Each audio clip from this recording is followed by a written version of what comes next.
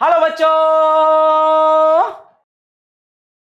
Hello everyone. अभी start कर रहे हैं हम लोग थर्ड लेक्चर से और रेस्पिरेशन इन प्लांट चैप्टर है और आज का टॉपिक रहने वाला है electron transport system.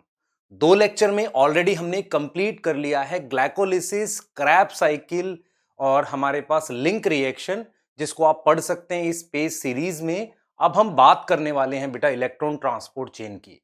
Plant physiology में हमने ऑलरेडी फोटोसिंथेसिस कंप्लीट किया है, ट्रांसपोर्ट इन प्लांट कंप्लीट किया है और इस लेक्चर में हम लोग electron transport system, amphibolic pathway, RQ, इन टॉपिक्स पे बात करेंगे।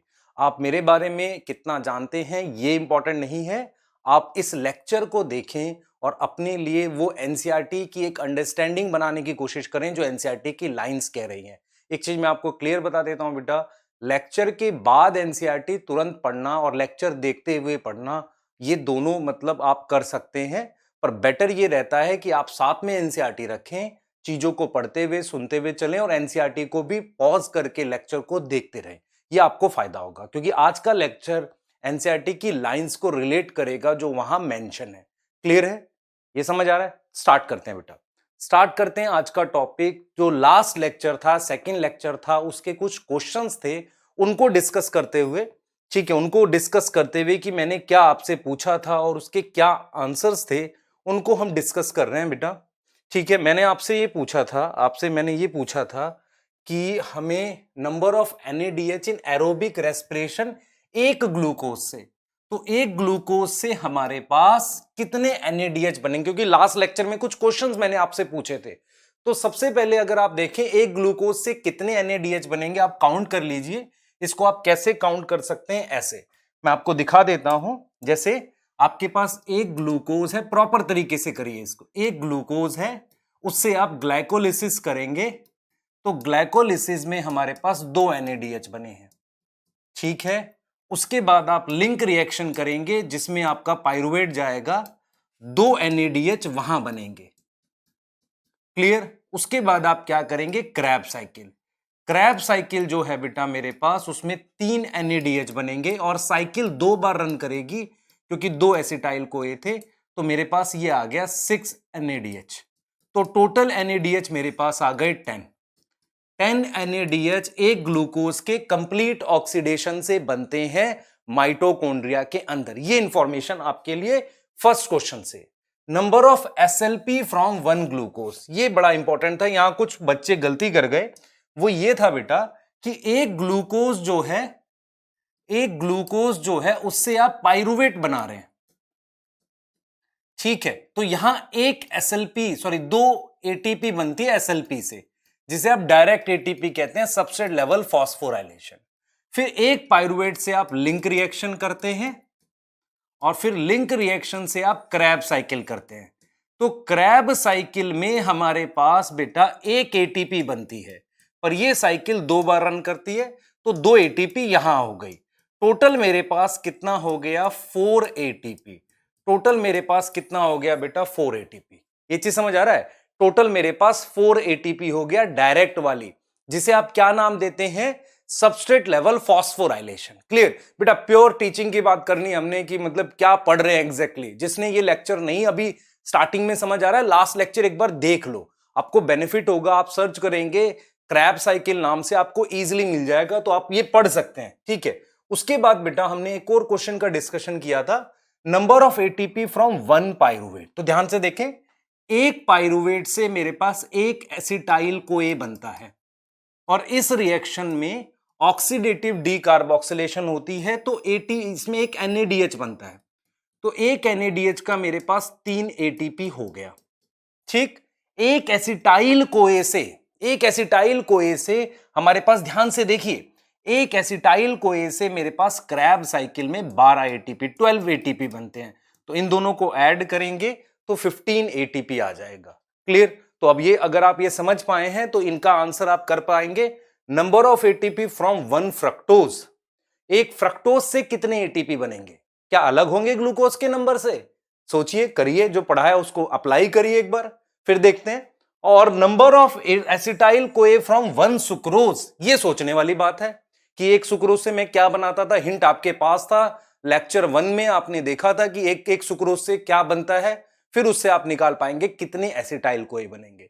तो ये करिए, आपका ये होमवर्क है, होमवर्क आज पहले मिल गया, बाद में भी मिलेगा आपको। तो स्टार्ट करते हैं बेटा ईटीएस पे, इलेक्ट्रॉन ट्रांसपोर्ट चेन के बारे में जानेंगे। ठीक है, क्लियर। इलेक्ट्रॉन ट्रांसपोर्ट चेन को समझने के लिए बहुत मुश्किल टॉपिक पड़ता है बच्चों को और बहुत परेशान भी करता है, इसलिए मैं इसको लास्ट लेक्चर में नहीं करा रहा था। ठीक है, क्योंकि मैंने सोचा एकदम फ्रेश पढ़ाएंगे इसे। तो देखो जरा जरा, वाई वी स्टडी ईटीएस, इन सवालों को जानना है। Which are limiting factor for ETS, ठीक है, and how cyanide impact ETS. आप जब ईटीएस समझ पाए, ठीक है, उसमें आपको इन क्वेश्चंस के आंसर आने चाहिए। अगर आप ईटीएस को समझ रहे हैं, क्योंकि ईटीएस समझ आ जाता है, पता नहीं चलता अप्लाई कहां करना है। तो ईटीएस को समझने के बाद आप इन क्वेश्चंस के आंसर आप दे पाए, ये बहुत जरूरी है। ठीक है, ये बहुत जरूरी है। तो एक बार देखते हैं ईटीएस है क्या, उसका बैकग्राउंड प्रिपेयर करते हैं, क्योंकि हम हमेशा ये मानते हैं बेटा कि किसी टॉपिक को समझने के लिए वो कहां हो रहा है, क्यों हो रहा है और कैसे हो रहा है, इन बातों को समझना बहुत जरूरी है। तो चलो देखते हैं जरा ईटीएस है कहां एग्जैक्टली, उसके बारे में जानते हैं। कुछ बेसिक्स हैं, तो हमने क्या क्या पढ़ा था उस पर बात कर लेते हैं। Now this is our mitochondria, ये हमारे पास माइटोकॉन्ड्रिया है, ये इसकी इनर मेम्ब्रेन है। ये माइटोकॉन्ड्रिया की थोड़ा सा बड़ा बनाते हैं इसको। ठीक है, देखें, ध्यान से देखें बेटा, ये मेरे पास माइटोकॉन्ड्रिया है। ठीक है, ये माइटोकॉन्ड्रिया मैंने बना दिया, ये रहा माइटोकॉन्ड्रिया, ये इसकी इनर मेम्ब्रेन है। इसमें ये फोल्डिंग है जिन्हें हम क्रिस्टे कहते हैं, ज्यादा होती हैं, मैं कम बना रहा हूं फिलहाल। मैं किस फोल्डिंग की बात कर रहा हूं, ये this is known as outer membrane, this is outer membrane. अच्छा, आपसे एक क्वेश्चन पूछता हूं, माइटोकॉन्ड्रिया और क्लोरोप्लास्ट में से कौन सी ऑर्गेनल बड़े साइज की होती है? आप याद रखिएगा क्लोरोप्लास्ट, है ना। क्लोरोप्लास्ट का साइज माइटोकॉन्ड्रिया से बड़ा होता है, ध्यान रखिएगा इसे, है ना। इसे हम आउटर मेम्ब्रेन कह रहे हैं और इसे हम कह रहे हैं इनर मेम्ब्रेन, है ना। इसे हम क्या बोलते हैं? इनर मेम्ब्रेन कहते हैं। ठीक है, इनर मेम्ब्रेन कहते हैं। ठीक है, नेक्स्ट सुने ध्यान से। अब बैकग्राउंड बनाते हैं जरा उसका, ईटीएस का। ईटीएस है क्या एग्जैक्टली? देखिए, सबसे पहले आपने पढ़ा था ग्लाइकोलिसिस। जब आपने ग्लाइकोलिसिस पढ़ा था तो उसमें क्या किया था आपने? ग्लूकोज को कन्वर्ट किया था पायरुविक एसिड में, ये किया था आपने, है ना, यही किया था, याद करो भाई। आपने ग्लूकोज को कन्वर्ट किया था पायरुविक एसिड में ग्लाइकोलिसिस में। इस प्रोसेस में आपके पास एक तो एटीपी बने थे, दो एटीपी बने थे जो एसएलपी थे, और दो बने थे एनएडीएच। नाउ दिस एनएडीएच ये एंटर करता है यहां पे, कहां आ गया? माइटोकॉन्ड्रिया के मैट्रिक्स में। तो ये दो एनएडीएच यहां आ गए। ठीक, अब ये पायरुविक एसिड जो है बेटा मेरे पास, ध्यान से समझें, ये जो पायरुविक एसिड है हमारे पास, इस पायरुविक एसिड को मैं यहां अंदर ले आया। ठीक है, यहां अंदर ले आया पायरुविक एसिड को। देख लो बेटा इस बात को कि पायरुविक एसिड को मैं यहां अंदर ले आया। तो पायरुविक एसिड को हमने क्या किया, ध्यान से देखें, इस पायरुविक एसिड का मैंने लिंक रिएक्शन किया। लिंक रिएक्शन याद करो क्या था? याद करो, लिंक रिएक्शन में हमारे पास क्या बना था बेटा? लिंक रिएक्शन में मेरे पास CO2 बनी थी जो बाहर चली गई। Now this CO2 come out mitochondria. उसके अलावा NADH बना था। अगर दो पाइरुवेट ले लोगे तो दो NADH हो गए। ठीक है, तो यहां से मैं इसको अगर डबल कर दूं, क्योंकि दो पायरुविक एसिड है तो लिंक रिएक्शन दो बार चला, तो ये CO2 भी मेरे पास यहां पर इसको दो से मल्टीप्लाई कर देते हैं। ठीक है, दो NADH हो गए। नाउ दिस लिंक रिएक्शन से हमारे पास एसिटाइल कोए था जो इसमें चला गया, क्रैब साइकिल में, क्रैब साइकिल में। इसे मैं नाम दे रहा हूं एसिटाइल कोए। ऐसे दो होंगे पर अभी एक की बात करते हैं, ये इसमें आ गया एसिटाइल कोए। ठीक, अब जरा ये देखो, ये एसिटाइल कोए इसमें आ गया। इसने क्या बनाया बेटा? इसने ये चीज बनाई, इसने बनाए 3 NADH एक साइकिल ने। आप इसको 2 से मल्टीप्लाई करोगे 6 आ जाएगा, तो 6 और 4 आपके पास 10 NADH आ रहे हैं जिसकी हम बात कर रहे थे। नाउ इसमें हमारे पास इसके साथ बेटा, जिन्होंने पिछले लेक्चर्स नहीं देखे, बिना देखे करना नहीं, इसे समझ नहीं आएगा, मैं पहले बता रहा हूं, FADH2। ठीक है, ये हो गए हमारे पास। ठीक, तो 3 NADH है, एक FADH2 है।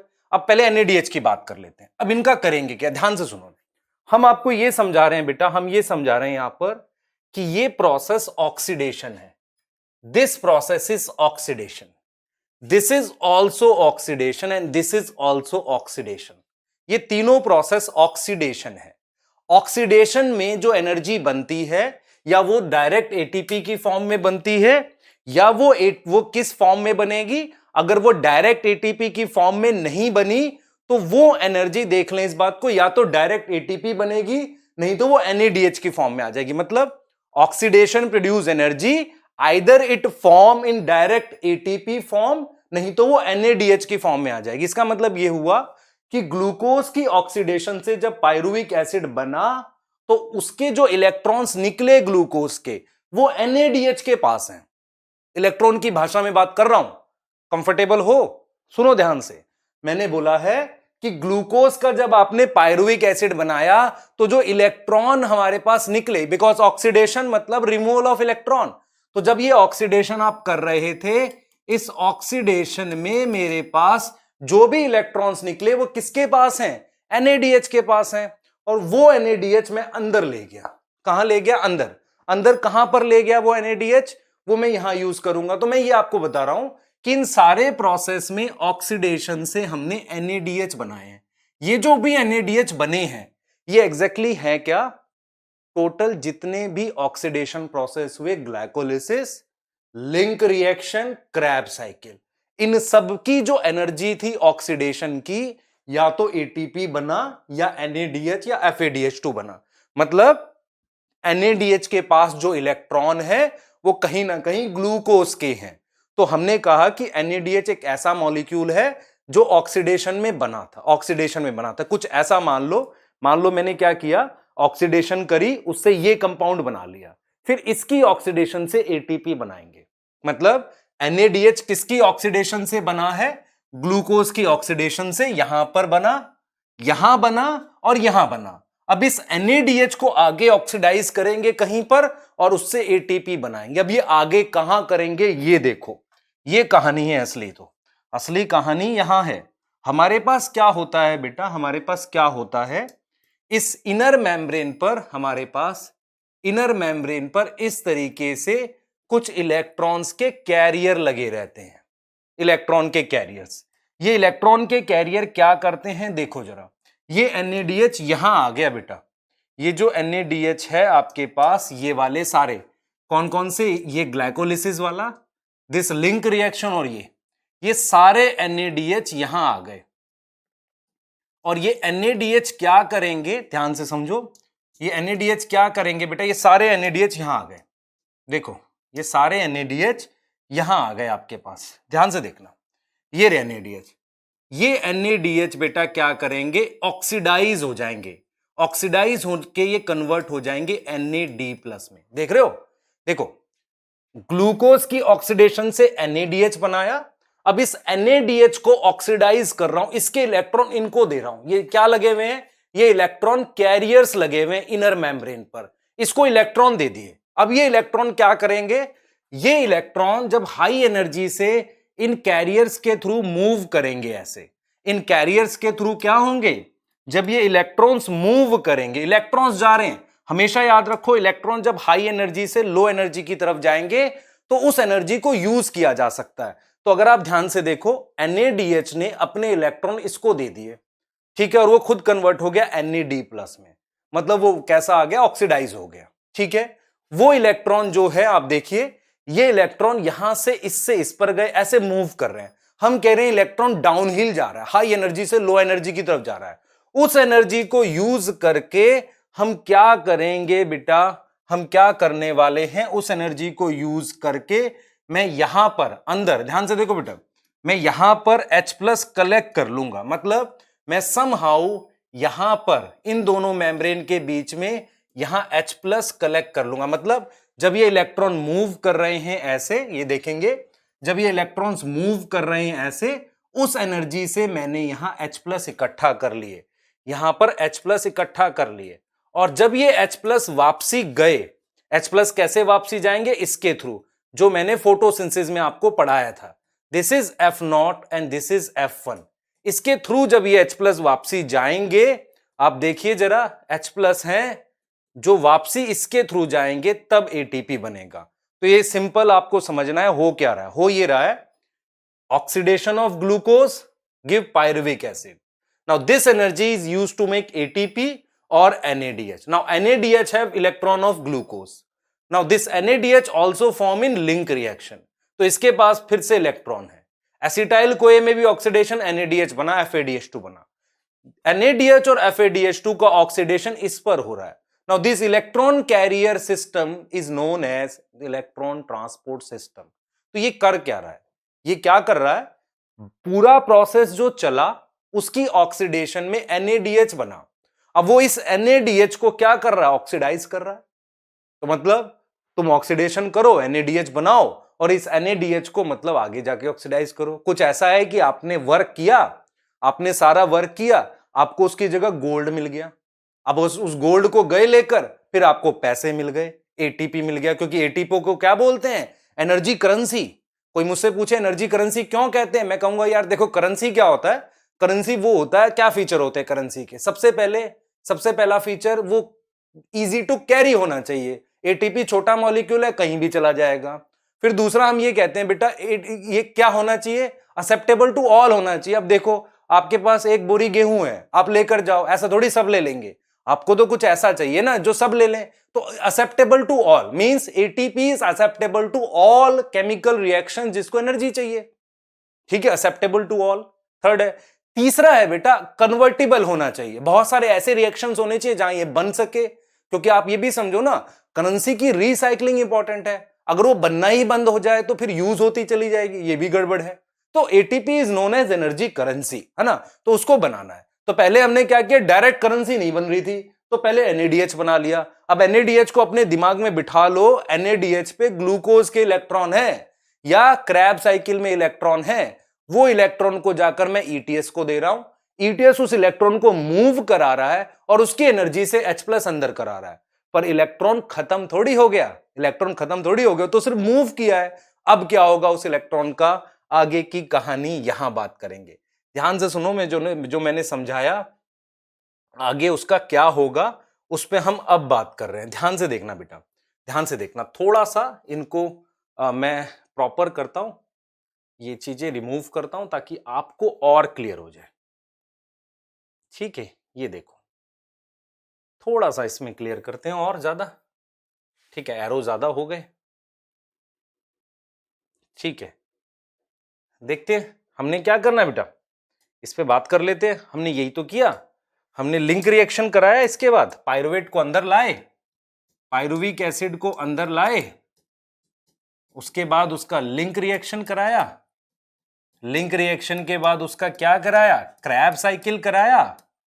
क्रैब साइकिल जब करा दिया हमने, इस क्रैब साइकिल और इन सब से जो फाइनली बना कंपाउंड वो क्या था हमारे पास, इन सब से फाइनली क्या बना था, यही एक कंपाउंड बना था NADH। FADH2 एक्स्ट्रा है, एक चीज और है, ये NADH ने जाकर किसको इलेक्ट्रॉन दिए, इसको इलेक्ट्रॉन दिए NADH ने, और ये कन्वर्ट हो गया NAD+ में।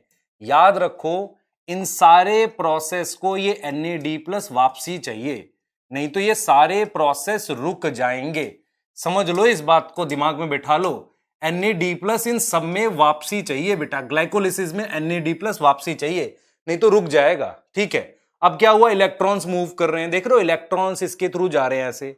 अब ये इलेक्ट्रॉन की एनर्जी से H+ यहां ले आए इस जगह पे, इसे क्या बोलते हैं, आउटर और इनर मेम्ब्रेन के बीच को इंटर मेम्ब्रेन स्पेस, यहां पर ले आए हम।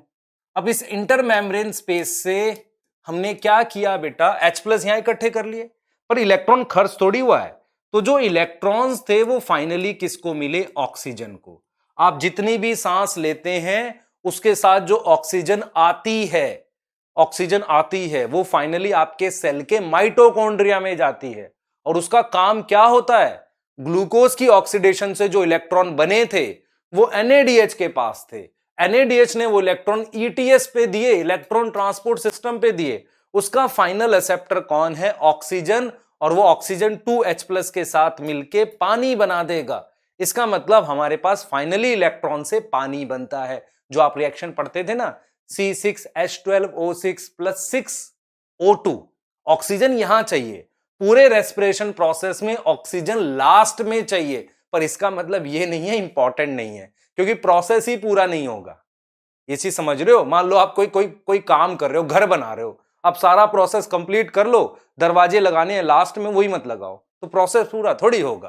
क्लियर? तो कोई भी एक चीज रुक गई तो प्रोसेस रुक जाएगा। तो इसका मतलब ऑक्सीजन लास्ट में चाहिए, जिसे हम कहते हैं टर्मिनल ऑक्सीडेशन। टर्मिनल ऑक्सीडेशन मतलब फाइनली ऑक्सीजन जो है वो इलेक्ट्रॉन ले रहा है H+ के साथ और पानी बना रहा है। ये पानी जो माइटोकॉन्ड्रिया में बनता है इसे मेटाबॉलिक वाटर कहते हैं। इसे हम कौन सा पानी कहते हैं? मेटाबॉलिज्म में बना हुआ पानी। क्योंकि जो हम पानी पीते हैं वो पानी तो हमें चाहिए, ठीक है, लेकिन अगर हम पानी ना भी पिए तो हमारी बॉडी में ऐसे रिएक्शन चलेंगे जहां पानी थोड़ा बहुत बनता रहता है, लेकिन वो पानी इनसफिशिएंट होता है, तो हमें एक्स्ट्रा पानी की जरूरत है। ठीक, ये बैकग्राउंड हो गया। अगर आप इस सवाल का जवाब नहीं दे पा रहे हो अभी तो फिर से देख लो यार। सवाल ये है, ईटीएस हो क्यों रहा है? ईटीएस का काम है जो NADH बना 3 चीजों की ऑक्सीडेशन से। पहला ग्लाइकोलिसिस, दूसरा लिंक रिएक्शन, तीसरा हमारे पास क्रैब साइकिल। इनकी ऑक्सीडेशन से बने हुए NADH को क्या कर दो? क्या करना है बोलो? उस NADH को क्या करो बेटा? ऑक्सीडाइज कर दो। क्लियर है? ठीक बेटा, इसको क्या कर दो? ऑक्सीडाइज कर दो। यहां तक समझ आ रही है? ठीक है, आगे की बात करते हैं, दैट इज ईटीएस। ईटीएस के स्टेप्स की बात करते हैं ना। ऑक्सीडाइज कर रहे थे, अब जरा ईटीएस का स्टेप देखेंगे। उस डायग्राम पे फिर से आएंगे और ईटीएस के स्टेप को समझने के लिए, दिस इज माइटोकॉन्ड्रिया। ठीक है, इस माइटोकॉन्ड्रिया में हमारे पास ये ऐसे है, आप देखिए, ये मेरे पास इनर मेम्ब्रेन है। मैंने यहाँ क्रिस्टे अभी नहीं दिखाए, होते हैं इस तरीके से इनर मेम्ब्रेन। ईटीएस कहाँ हो रही है देखते हैं। आपके पास मैंने सिंपल ये समझाया, ये NADH बाहर से आया है और ये कहां से आया है? ग्लाइकोलिसिस से, है ना। ये पता नहीं क्यों खुश हो रहा है, ये हवा का खुश हो रहा है, चलो कोई बात नहीं। यहां से NADH आया, और NADH कहां से आया है? हाँ भाई, लिंक रिएक्शन से भी आया है। लिंक रिएक्शन से भी क्या आया है? NADH आया है। ठीक है, क्लियर? लिंक रिएक्शन से भी क्या आया? NADH आया है। ठीक है, लिंक रिएक्शन से भी क्या आया है? NADH आया है। ये चीज समझ आ रही है बेटा? ये चीज समझ आ रही है? तो हमारे पास NADH यहां से आया, लिंक रिएक्शन से NADH आया, क्रैब साइकिल का भी NADH है, सबने मिला के NADH बनाया। सबको NADH बनाना है ना, आपको भी, मुझे, सबको, है ना। सबकी बॉडी के हर एक सेल में NADH बन रहा है। बहुत बढ़िया, NADH बन गया। इस NADH को कहां लेके जा रहे हैं? हम कह रहे हैं चलो इसको लेके जाएंगे, किसको देंगे? जो इसमें से इलेक्ट्रॉन निकाल लेगा। वो कौन है? वो ये है। यहां पर मेरे पास कुछ इलेक्ट्रॉन के कैरियर्स लगे हुए हैं, ये लगा देते हैं इलेक्ट्रॉन के कैरियर्स, ये रहे। Now this electron carriers is present in form of complex, और ये कहां लगे हुए हैं? इनर मेम्ब्रेन पे। तो हम क्या करेंगे, हम क्या कहेंगे, हम, ठीक है, ये इसने जाकर यहां पर NADH ने, ये NADH यहां आ गया, है ना बेटा। रंग में मत जाओ, काला लाल से फर्क नहीं पड़ता, समझ लो। 100 का नोट गंदा हो, पुराना हो, नया हो, चलेगा 100 रुपए में ही। NADH लाल रंग का, सफेद रंग का NADH ही है। कुछ बच्चे ये भी डाउट पूछ लेते हैं, सर लाल वाले कैसा था? लाल वाला ज्यादा एनर्जी देगा? नहीं देता है। ठीक है, क्लियर? आगे चलो। आ गया मेरे पास NAD+, है ना बेटा। मैं नॉर्मली नहीं जोक्स करता, है ना, वो मुझे, ठीक है चलो। NADH से NAD+ बन गया, मतलब इसके इलेक्ट्रॉन देख रहे हो, ये रिडक्शन है, दिस इज रिडक्शन, H हटना, इलेक्ट्रॉन हटना, रिडक्शन। तो इसका मतलब क्या? देखो इस चीज को समझो, हमने इसके इलेक्ट्रॉन निकाल लिए, रिडक्शन है, हाँ, H रिमूव करें, ऑक्सीडेशन, सॉरी, ये मेरे पास ऑक्सीडेशन है। ठीक है, मैंने इसके इलेक्ट्रॉन निकाल लिए और वो इलेक्ट्रॉन इसे दिए हैं, और ये उस इलेक्ट्रॉन को मूव कर रहा है ना। वो इस इलेक्ट्रॉन को क्या कर रहा है? मूव कर रहा है ऐसे। वो इलेक्ट्रॉन इसमें से जा रहे हैं, ऐसे ऐसे जा रहे हैं। उन इलेक्ट्रॉन्स की एनर्जी को यूज करके हम यहां पर क्या इकट्ठा करेंगे? H+। यही मैं बता रहा था। कुछ कहेंगे सर 2 बार बता रहे हो। बेटा तुम्हें 1 बार में आ जाता तो तुम सर बन जाते, ऐसा नहीं है। 2 बार में समझो, कोई बात नहीं, टाइम लेते हैं पूरा, आपको वैसा वेस्टेज नहीं करते हैं, समझाने वाला वेस्टेज करते हैं ताकि समझ आ जाए। तो ये H+ यहां इकट्ठा हो गया। उसके बाद क्या होगा?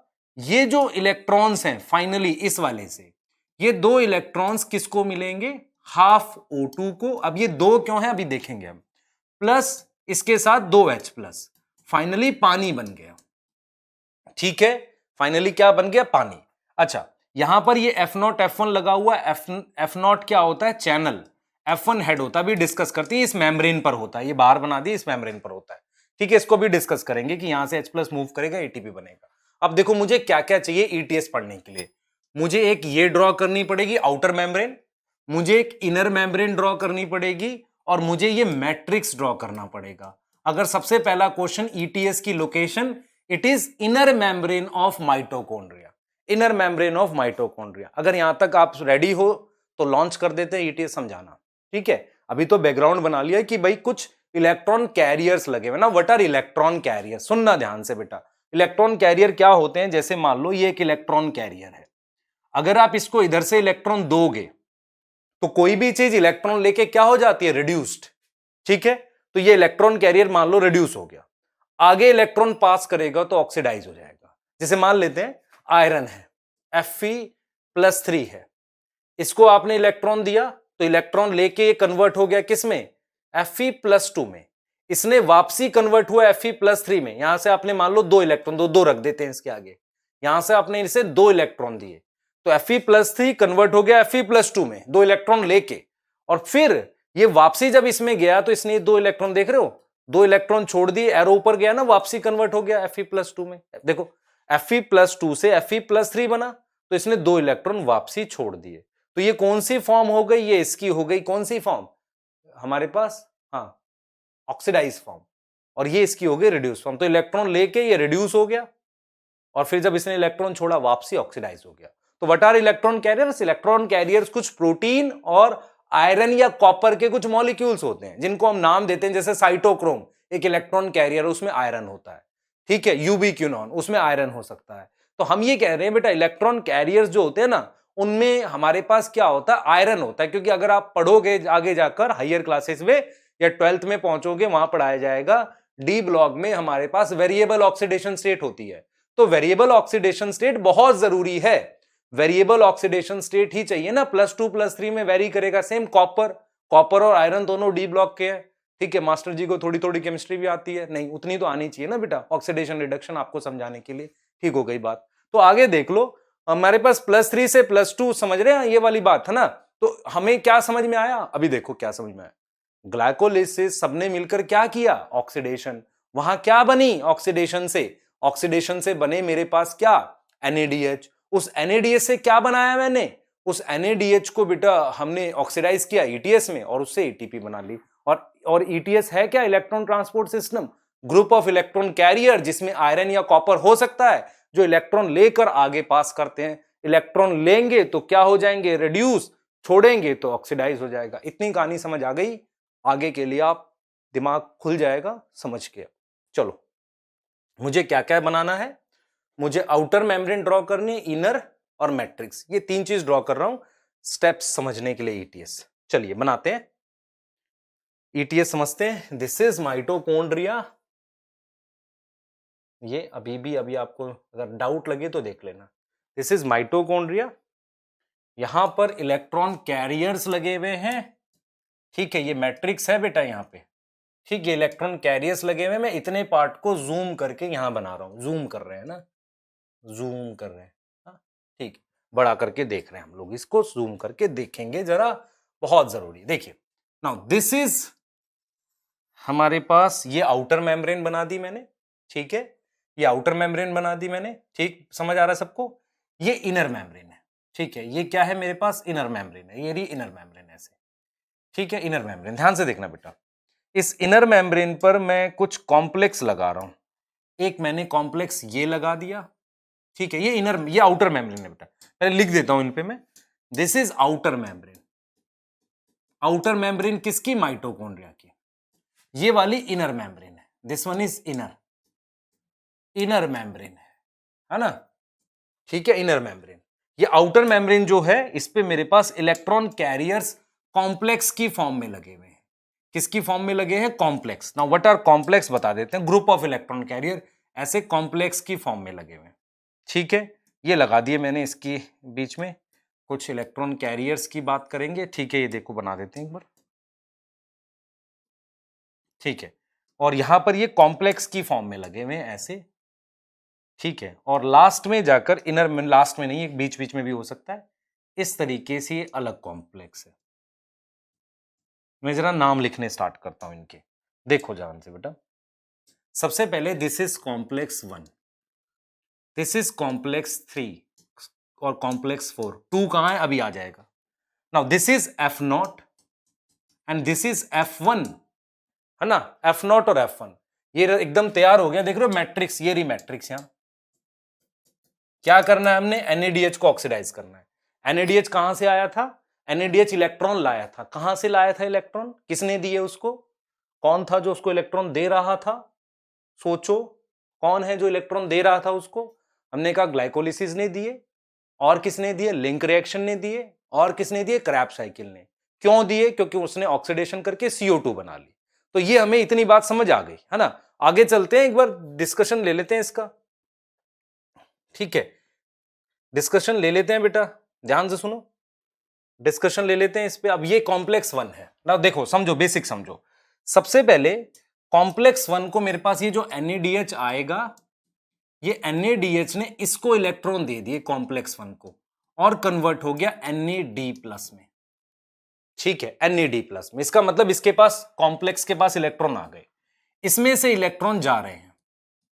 तो कॉम्प्लेक्स 1 ने क्या किया, उन इलेक्ट्रॉन्स की एनर्जी को यूज करके इस जगह पर 2H+ इकट्ठा कर लिए। Now this is known as inter membrane space. अगर मैं आपसे पूछूं थाइलाक्वाइड में कहां कर रहे थे इकट्ठा, तो आप कहोगे ल्यूमन में, यहां 2H+। तो इसका मतलब कॉम्प्लेक्स 1 क्या है, कॉम्प्लेक्स 1 इलेक्ट्रॉन कैरियर्स का बना हुआ है, उसने 2H+ अंदर फेंक दिए। इतनी बात में कोई प्रॉब्लम नहीं होनी चाहिए। ठीक है, आगे की बात कर लेते हैं, मैं इतनी में कोई प्रॉब्लम नहीं। फिर ये इलेक्ट्रॉन जा रहे हैं, यहां पर एक मॉलिक्यूल है जिसका नाम UQ है। नाउ कॉम्प्लेक्स 1 में आपको लिख देता हूं, यहां पर कॉम्प्लेक्स 1 है जिसका नाम हम रखते हैं NADH डिहाइड्रोजिनेज कॉम्प्लेक्स, क्योंकि जब भी NADH आता तो डिहाइड्रोजिनेज वर्ड ले आते हैं, हमने कॉम्प्लेक्स 1 का नाम ये रख दिया। अब मैंने एक मॉलिक्यूल रखा है UQ, UQ की फुल फॉर्म है यूबीक्विनोन। ना व्हाट इज यूबीक्विनोन, यूबीक्विनोन है क्या, यूबीक्विनोन भी इलेक्ट्रॉन कैरियर है। ठीक है, इलेक्ट्रॉन कैरियर है, यहां से ऐसे आ रहा है, इलेक्ट्रॉन कैरियर है यूबीक्विनोन। इसने इलेक्ट्रॉन आगे पास कर दिया कॉम्प्लेक्स 3 को, है ना, कॉम्प्लेक्स 3 को दे दिया। कॉम्प्लेक्स 3 भी किसका बना हुआ, इलेक्ट्रॉन कैरियर्स का। चलो ठीक है, जा रहा है कॉम्प्लेक्स 3 से। ठीक है, यूबीक्विनोन ने भी बेटा 2H+ अंदर फेंक दिए, उसमें एबिलिटी थी। कॉम्प्लेक्स 3 में से इलेक्ट्रॉन जा रहे हैं, इसने भी 2H+ अंदर फेंक दिए, समझ लो ध्यान से। अब ये किसके पास गए, इसके पास, इसका नाम है साइटोक्रोम C। मैं यहां पर CYTC लिख रहा हूं, CYT वर्ड का मतलब साइटोक्रोम होता है, तो साइटोक्रोम C हमारे पास आ गया। क्लियर, साइटोक्रोम C आ गया। इलेक्ट्रॉन जा रहे हैं एकदम हाई एनर्जी से लो की तरफ जा रहे हैं, इससे होके जा रहे हैं। फिर वो आए कॉम्प्लेक्स 4 के पास। अब कॉम्प्लेक्स 4 में कोई भी ऐसा अरेंजमेंट नहीं है H+ अंदर फेंकने का, तो कॉम्प्लेक्स 4 ने वो 2 इलेक्ट्रॉन किसको दे दिए, ऑक्सीजन को। ये आई कहां से थी, ऑक्सीजन, याद करो कहां से आई थी, सांस लेते हैं ऑक्सीजन आती है, तो ये जो ऑक्सीजन थी मेरे पास, ये किसके साथ जुड़ गई, 2H+ के साथ, और फाइनली मेरे पास क्या आ गया, H2O आ गया। फाइनली मेरे पास क्या आ गया, H2O आ गया। तो फाइनली ये बन गया। अब ये जो इलेक्ट्रॉन्स मूव करे हैं, इसकी एनर्जी से मैंने 1 2 3 बार H+ मूव कराया। अब अगर एक बार H+ इसके थ्रू जाता है, F0 F1 के थ्रू, ठीक है, ये 2H+ अगर एक बार जाएगा तो मेरे पास क्या बनेगा, यहां पर ATP बना सकते हैं।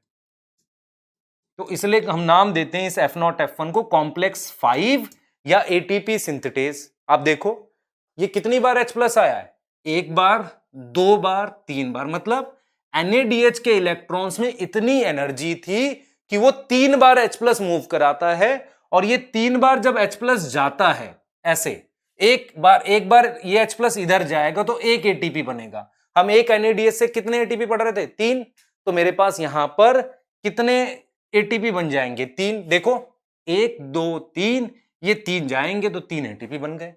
क्लियर, ईटीएस खत्म, ठीक है, ये आ गया हमारा मेन बैकग्राउंड। अब आएंगे उन कॉम्प्लेक्स के नाम। देखो कॉम्प्लेक्स 1 में इलेक्ट्रॉन कैरियर हैं, आपको इनके सिर्फ नाम पढ़ने हैं। अब सही है, रेडी हो गए, एकदम से समझ में आ गया। तो आपने क्या पढ़ा, कॉम्प्लेक्स 1 3 के बीच में एक इलेक्ट्रॉन कैरियर और है यूबिक्विनोन, 3 और 4 के बीच में ऐसे सिंपल लगा हुआ है, बिना कॉम्प्लेक्स की फॉर्म में अलग से लगा हुआ है, ठीक है। इन्हें कई बार मोबाइल इलेक्ट्रॉन कैरियर भी बोलते हैं। मोबाइल इलेक्ट्रॉन कैरियर क्या होता है, वो बाहर से अंदर की तरफ इलेक्ट्रॉन लेके भागता है, that is called mobile electron carrier. Done, चलिए फटाफट से देखते हैं आगे, फटाफट से देखते हैं। तो मोबाइल इलेक्ट्रॉन कैरियर की बात कर दी, आ जाओ जरा अगली बात के लिए रेडी हो जाओ। हमने बात करी है कॉम्प्लेक्स की, हमने कॉम्प्लेक्स 1 की बात करी थी, थोड़ा सा इसको प्रॉपर और अच्छे से बना देते हैं।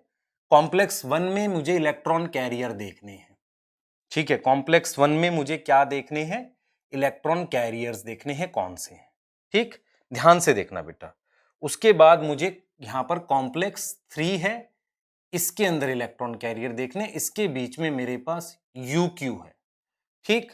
उसके बाद ये रहा, फिर कॉम्प्लेक्स 4 है, उसमें भी मुझे इलेक्ट्रॉन कैरियर्स देखने हैं, ठीक है।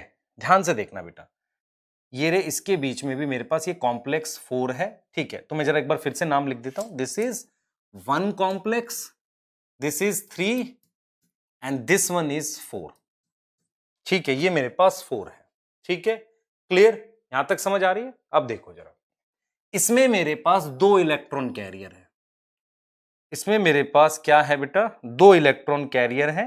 देखो एक का नाम है, एक का नाम है FMN और दूसरे का नाम है FES। इसका मतलब यह हुआ कॉम्प्लेक्स 1 में 2 इलेक्ट्रॉन है, कैरियर है, FMN और FES। ये FMN जो होता है, ध्यान से देखेंगे क्या करता है, एग्जैक्टली क्या करता है। FMN और FES 2 इलेक्ट्रॉन कैरियर है, तो ये जो FMN है बेटा वो किससे इलेक्ट्रॉन लेता है, देखना, ये FMN है, FMN है और FES है। तो FMN ने किससे इलेक्ट्रॉन लिए, NADH से, है ना, हमने कहा था ना NADH इलेक्ट्रॉन देगा, और वो कन्वर्ट हो गया NAD+ में। FMN क्या करता है, बन जाता है FMNH2, मतलब इसने हाइड्रोजन भी ले लिए 2 इलेक्ट्रॉन के साथ, और इसने 2H+ कहां से लाए, यहां से, मतलब FMN 2H+ यहां से लेगा, मैट्रिक्स से, समझ रहे हो, मैट्रिक्स से लेगा। और जब ये वापसी इसमें कन्वर्ट होगा FMN में, देख रहे हैं क्या कर रहे हैं हम लोग, FMN ने 2 इलेक्ट्रॉन कहां से लिए, NADH से, किससे लिए, NADH से, और उसने 2H+ यहां से लिए मैट्रिक्स से, वो कन्वर्ट हो गया FMNH2 रिड्यूस फॉर्म में। जब वो वापसी FMN में कन्वर्ट हुआ तो वो 2 इलेक्ट्रॉन उसने FES को दे दिया और ये 2H+ अंदर आ गए, ऐसे, मतलब FMN ने क्या किया, देखो ध्यान से, फिर से देखो, FMN ने 2 इलेक्ट्रॉन इसके लिए, H+ यहां से उठाया और कंपाउंड बनाया FMNH2। जब उसने वापसी FMN बनाया तो ये दोनों चीजें फ्री हो जाएंगी, तो इलेक्ट्रॉन तो आगे चले जाएंगे FES के पास, आयरन सल्फर प्रोटीन, क्लियर। लेकिन यहां पर जो H+ है उसको इसके बीच में छोड़ देंगे। ऐसा ही इसी तरीके से इलेक्ट्रॉन आते हैं, मतलब देखो इलेक्ट्रॉन लेकर H+ यहां से उठाते हैं, जैसे इसने भी यही काम किया, ठीक है, और इसने भी ऐसे ही 2H+ यहां छोड़ा। तो एनसीईआरटी ने क्या किया है, यूबिक्विनोन को इस तरीके से लिख दिया है। यूबिक्विनोन को लिखा है 2 तरीके से, देखो इस तरीके से लिखा है यूबिक्विनोन को, एक UQ लिखा है, एक UQH2 लिखा है। तो इसका मतलब ये इलेक्ट्रॉन इस पे आ गए, मान लो इस पे आ गए, तो ये कैसे करेगा, देखो ये किस तरीके से कर रहा है, ध्यान से देखना। इसने क्या किया, आप देखो, इसने UQ से UQH2 बना दिया। इसका मतलब इसके लिए मुझे क्या देने पड़ेंगे, 2 इलेक्ट्रॉन जो ऊपर से आ गए, उसके अलावा 2H+ यहां से देने पड़ेंगे मैट्रिक्स से। जब ये वापसी इसमें कन्वर्ट होगा UQ में, देख रहे हो, तो ये H+ को अंदर फेंक देगा, जो यहां से H+ उठाया इसको अंदर फेंक दिया, और इसने फिर इलेक्ट्रॉन्स आगे पास कर दिए, और वो मिले किसे, मुझे कॉम्प्लेक्स 3 को, कॉम्प्लेक्स 3। तो आपको समझ आया मेरे पास। अच्छा, ये जो H+ अंदर फेंक रहा है ना, एक तो FMN कर रहा है, एक कर रहा है यूबिक्विनोन कर रहा है, ठीक है। ऐसे ही इसमें मेरे पास क्या है बेटा, साइटोक्रोम B है और लास्ट में साइटोक्रोम C1 है। किसमें है ये, कॉम्प्लेक्स 3 में। और यहां पर मेरे पास FeS है और यूबिक्विनॉन है। तो FeS यूबिक्विनॉन में से यूबिक्विनॉन अंदर फेंक सकता है 2H+ ऐसे अंदर, मतलब इंटरमेम्ब्रेन स्पेस पे। अब देख लीजिए, तो टोटल अगर मैं आपसे पूछूं कहां कहां, देखिए इलेक्ट्रॉन जाना इज इलेक्ट्रॉन कैरियर, जो H+ अंदर फेंके दैट इज हाइड्रोजन कैरियर। तो FMN यूबिक्विनॉन और यहां पर यूबिक्विनॉन, ये मेरे पास हाइड्रोजन कैरियर है जिन्होंने आगे फेंका। ये है मेरे पास साइटोक्रोम C। तो आप क्या क्या सीख रहे हो देखते चलो। साइटोक्रोम C से इलेक्ट्रॉन मिले इस पे, इसमें मेरे पास साइटोक्रोम A है और साइटोक्रोम A3 है, ये 2 इलेक्ट्रॉन कैरियर है। और ये फाइनली किसके पास गया, 2H+ के पास, हाफ O2 मतलब ऑक्सीजन, और ये 2 इलेक्ट्रॉन मिलके फाइनली वाटर बन गया। ठीक है, फाइनली मेरे पास क्या बन गया, वाटर बन गया। तो आपको ये समझ आना चाहिए कि मेरे पास ये चीज समझ आनी चाहिए कि ये इलेक्ट्रॉन कैरियर सब मैंने फाइनली लिख दिया। कॉम्प्लेक्स 1 में कौन है, FMN और FeS, ये रहा। ठीक है, FMN और FeS 2 इलेक्ट्रॉन कैरियर हैं। फिर कॉम्प्लेक्स, ध्यान से सुने, फिर मेरे पास क्या है, यूबिक्विनॉन है। FeS के बाद मेरे पास फिर क्या है, यूबिक्विनॉन है, ये रहा यूबिक्विनॉन। फिर कॉम्प्लेक्स 3, अब कॉम्प्लेक्स 3 का नाम है साइटोक्रोम BC1 कॉम्प्लेक्स, ऐसा नाम रखा हुआ है। ध्यान से सुनो, साइटोक्रोम B इसके लिए है, C1 इसके लिए, साइटोक्रोम BC1 कॉम्प्लेक्स। क्लियर, ये चीज समझ आ रही है। इसमें कितने इलेक्ट्रॉन कैरियर हैं, एक है साइटोक्रोम B, फिर FeS, यूबिक्विनॉन और साइटोक्रोम C1। साथ के साथ लिख के याद करो, एनसीईआरटी की लाइनें भी समझ आ जाएंगी आपको। ये हो गया। फिर आ जाओ साइटोक्रोम C, फिर हमारे पास क्या आ गया, साइटोक्रोम C आ गया बेटा। साइटोक्रोम C किसके बीच में है, कॉम्प्लेक्स 3 और 4 के बीच में। इसे भी मोबाइल इलेक्ट्रॉन कैरियर कहते हैं। इसे भी मतलब और किसको कहते हैं, यूबिक्विनॉन को, दिस वन। ठीक है, क्लियर। तो साइटोक्रोम C से हम बनाएंगे कॉम्प्लेक्स 4, जिसका नाम ध्यान से सुनना बेटा, कॉम्प्लेक्स 4 का नाम है साइटोक्रोम C ऑक्सीडेज कॉम्प्लेक्स। कैसे रखा ये नाम, मुझे एक चीज बताओ, अगर ये साइटोक्रोम C इसको इलेक्ट्रॉन दे तो इसको रिड्यूस कर रहा है, किसी को इलेक्ट्रॉन देना क्या है, रिडक्शन है। इसकी अपोजिट बात करता हूं, कॉम्प्लेक्स 4 साइटोक्रोम C से इलेक्ट्रॉन ले रहा है, इसका मतलब उसे ऑक्सीडाइज कर रहा है। उसे क्या कर रहा है, ऑक्सीडाइज कर रहा है। तो हमने ये देखा, इसको हम क्या नाम देंगे, साइटोक्रोम C ऑक्सीडेज कॉम्प्लेक्स। ठीक है, साइटोक्रोम C ऑक्सीडेज कॉम्प्लेक्स का मतलब इसका नाम, इसने साइटोक्रोम C को ऑक्सीडाइज कर दिया। हमने बेटा एक पॉइजन पढ़ा है साइनाइड, वो यहां ब्लॉक करता है। साइनाइड क्या करता है, कॉम्प्लेक्स 4 से ऑक्सीजन पर इलेक्ट्रॉन्स जाने नहीं देता। साइनाइड ये काम करता है बेटा, this is what cyanide do, है ना, साइनाइड करेगा। तो आपके सामने क्या आ गया, ETS फाइनल है ये, 2 इलेक्ट्रॉन कैरियर यहां, फिर यहां, फिर यहां, 3 4 यहां है, 2 यहां है। क्लियर। और इसके बीच में आपके पास मोबाइल इलेक्ट्रॉन कैरियर भी है। मैं इसको एक फाइनल शेप देता हूं ऐसे, दिस इज FMN, आपको जो याद करने हैं FeS। ठीक है, this is ubiquinone, cytochrome B, last में cytochrome C1, this is FeS और यूबिक्विनॉन। क्लियर। कॉम्प्लेक्स 4 ध्यान से सुने बेटा, complex 4, now this is complex 4 में क्या है, सुन ले ध्यान से, FMN FeS। कॉम्प्लेक्स 4 में क्या है, साइटोक्रोम A और साइटोक्रोम A3। ये हो गया, ठीक है, ये हो गया। क्लियर, ये चीज समझ आ गई। और ये मेरे पास क्या है, साइटोक्रोम C, और ये मेरे पास यूबिक्विनॉन है। ठीक है, ये हो गया। अब मेरी बात सुनो ध्यान से, एक बार H+ ये अंदर फेंकता है जिससे एक ATP बनती है, एक बार ये फेंकता है, और एक बार फेंकता है मेरे पास कौन बेटा, ये यूबिक्विनॉन। देख रहे हैं, तब मेरे पास 3 ATP बनती है इलेक्ट्रॉन मूवमेंट से। होता ये है बच्चे, कॉम्प्लेक्स 2 कहां गया, यहां है, यहां कहीं है कॉम्प्लेक्स 2। कॉम्प्लेक्स 2 को इलेक्ट्रॉन देता है FADH2। देख रहे हो मैं क्या कहना चाह रहा हूं बेटा, ध्यान से सुनो। हमारे पास यहां पर कॉम्प्लेक्स 2 है, देखो ही सर, ये कॉम्प्लेक्स 2 है, इस कॉम्प्लेक्स 2 को इलेक्ट्रॉन देता है FADH2 और बनता है FAD। अगर आप देख सको कॉम्प्लेक्स 2 ये है, इसके बाद 2 बार H+ इधर गया, उसके मतलब कॉम्प्लेक्स 2 बीच में कहीं इलेक्ट्रॉन देता है। ये ऐसा समझो कि एक आटा चक्की टाइप का है, यहां इलेक्ट्रॉन डालेंगे तो 3 ATP नीचे से बन रही है और साथ में इलेक्ट्रॉन अलग यूज हो रहा है, लेकिन इस आटा चक्की में बीच में से कहीं इलेक्ट्रॉन डाल रहे हैं तो उतनी एनर्जी नहीं है, तो बीच में से इलेक्ट्रॉन कौन डाल रहा है? FADH2। तो सिर्फ 2 बार H+ मूव करेंगे, इसलिए FADH2 से 2 ATP होती है। तो मेरे पास ETS में कौन कौन इलेक्ट्रॉन दे सकता है? FADH2 और NADH। मेन इलेक्ट्रॉन देने वाला कौन है? NADH।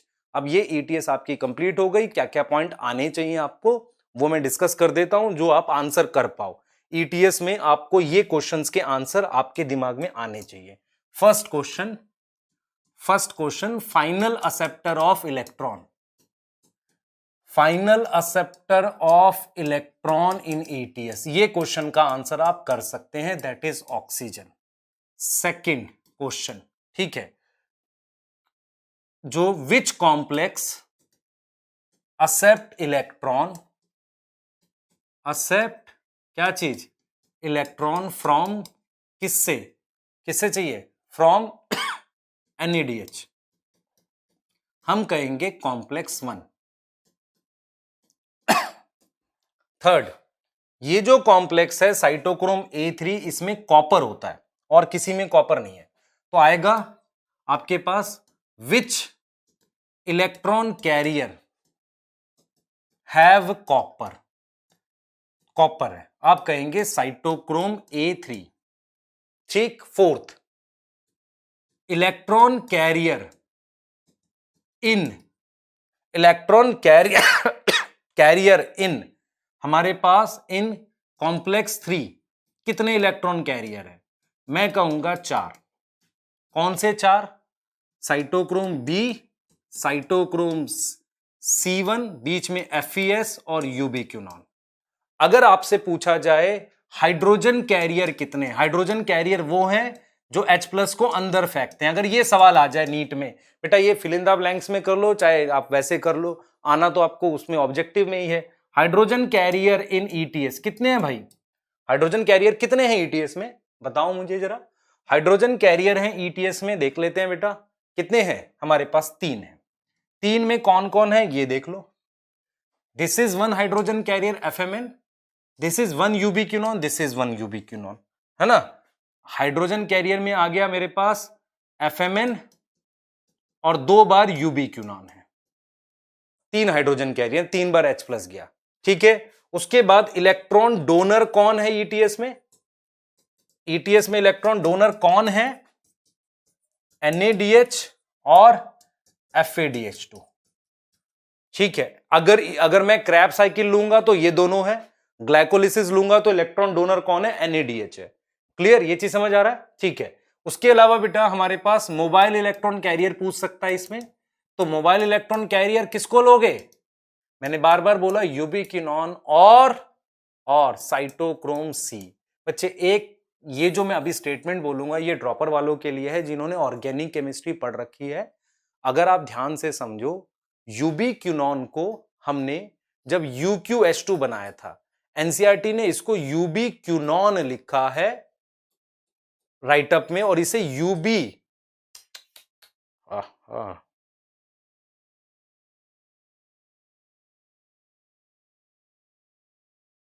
ध्यान से देखो बेटा, देखो इसको इसने क्या लिखा है? यूक्यू लिखा है ना, तो यूबिक्विनॉन लिखा है, इसको यूबिक्विनॉन, क्यूनॉन NONE, यहां यूबिक्विनॉल लिखा है। अगर मेरी बात समझ पाओ, ऑल होता है अल्कोहल, ऑल क्या होता है? अल्कोहल होता है, तो यूबिक्विनॉन से यूबिक्विनॉल, ऑल मतलब अल्कोहल, समझ रहे हो? ऑल मतलब क्या है? अल्कोहल है ना, ऑल मतलब अल्कोहल है। तो यूबिक्विनॉन से आप यूबिक्विनॉल, कीटोन से अल्कोहल बना सकते हैं कि नहीं रिडक्शन करके, है ना। ड्रॉपर वाली बात समझ पाएंगे, 11th वाले ऑर्गेनिक केमिस्ट्री पढ़ लेना तब समझ लेना यार, है ना। ठीक है, चलो आगे बात करते हैं। ETS खत्म। अब ETS के हमने स्टेप्स पढ़ लिए, ETS फाइनली फिनिश कर लिया, लेकिन मैंने एक चीज समझ ली है, ईटीएस का मेन काम है एनएडीएच की ऑक्सीडेशन और एटीपी फॉर्म करना, ठीक है। और ऐसी जो एटीपी बनती है उसे कहते हैं ऑक्सीडेटिव फॉस्फोराइलेशन। ये जो एटीपी बन रही है यहां पर, ये बनेगी कहां से? यहां से। तो ये जो एटीपी बन रही है इसको क्या नाम देते हैं हम? Oxidative phosphorylation. और जो लास्ट में हमारे पास ये ऑक्सीजन जो यूज हो रहा है, इसमें देख रहे हैं ये इलेक्ट्रॉन फाइनली ऑक्सीजन इलेक्ट्रॉन ले रहा है, उसे टर्मिनल ऑक्सीडेशन कहते हैं। इसके बाद अब हम बात कर सकते हैं क्या अदर कोई फेट है पाइरुवेट का? ठीक है, हमने जो फेट पढ़े थे, क्या पढ़े थे बेटा? हमने पढ़ा था, अगला टॉपिक है ये, अब ग्लूकोज से हमने क्या बनाया था? Pyruvic acid. हमने कहा था पाइरुविक एसिड जो है उसका अगर मैं एरोबिक करूंगा, एरोबिक फेट करूंगा, तो एरोबिक फेट करने के लिए मुझे दो चीजें चाहिए। पहला तो मैं माइटोकॉन्ड्रिया में कर सकता हूं, पर माइटोकॉन्ड्रिया में काम नहीं चलेगा without oxygen, without oxygen. Reason है ऑक्सीजन फाइनल एक्सेप्टर है। अगर आप इन क्वेश्चंस के आंसर देंगे तो अच्छा रहेगा। वाई वी स्टडी ईटीएस, पहला मैं पढ़ा रहा हूं इसलिए पढ़ रहे हो, दूसरा हम कहेंगे क्योंकि it oxidise NADH to produce ATP।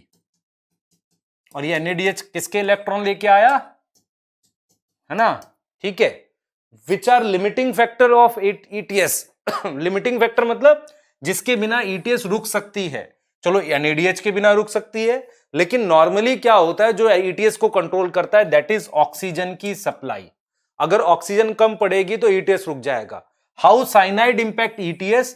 अगर मान लो कभी इलेक्ट्रॉन ऐसे मूव कर रहे हैं, किसी तरीके से आप क्या कर दो? ब्लॉक कर दो। किसको ब्लॉक कर दो? इलेक्ट्रॉन्स की मूवमेंट को।